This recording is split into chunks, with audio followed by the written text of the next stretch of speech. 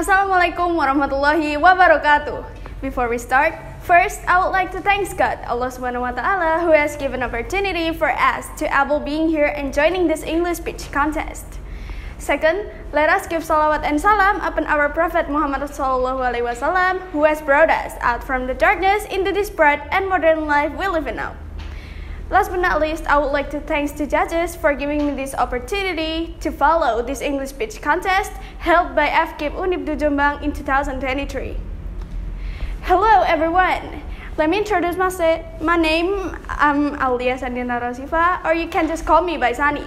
I'm from Harapan Jombang and I'm here to talk and share a speech themed the role of youth to preserve Indonesian cultural characterization in today's era.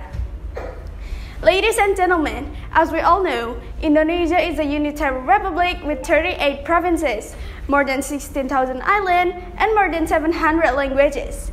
With all of these provinces, islands, and languages, Indonesia will be able to be called as a rich country, a country rich of its state assets. With all of these state assets, Indonesia obviously has a lot of cultural diversity, which reflects the motto of our country, Bhinneka Tunggal Ika, Unity in Diversity. Indonesia has a lot of unique and charming culture. One of the examples is Saman dance from Aceh. Saman dance is a dance must be performed together by the dancers. Saman dance also represents the cohesiveness of Indonesian citizens despite the cultural differences. But as the time goes on, our country's culture slowly faded. That caused by the entry of foreign culture into our country without filtering, so that it's contrary to Indonesia's law.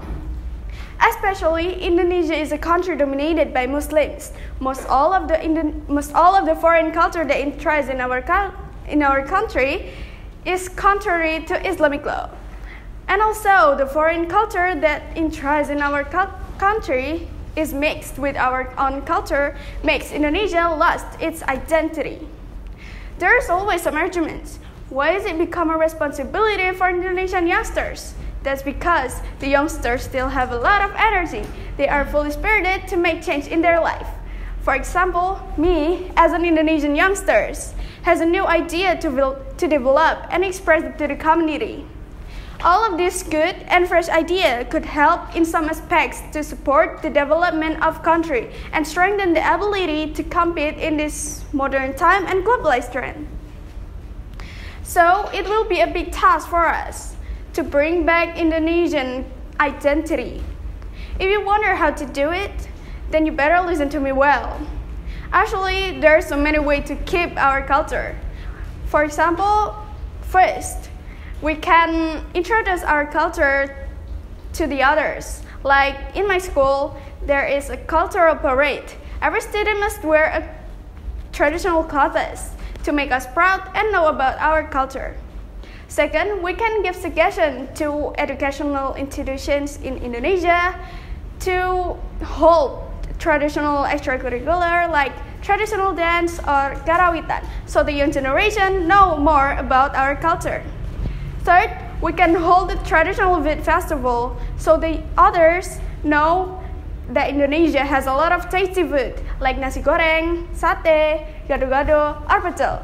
With all of this tasty traditional food, we can make content in our social media like TikTok or Instagram so the young generation proud and willing to preserve our culture. I hope all of us as Indonesian youngsters move and did something useful for Indonesian cultural. Not only that, as Indonesian youngsters, we must encourage the appreciation and awareness of other Indonesian youngsters to participate more. Finally, ladies and gentlemen, here is the end of my speech today. I hope my speech can motivate you to keep and preserve our culture. I'm sorry if there's something wrong from my speech. Nothing perfect, because perfection only belongs to Allah Subhanahu wa Ta'ala. Wassalamualaikum warahmatullahi wabarakatuh.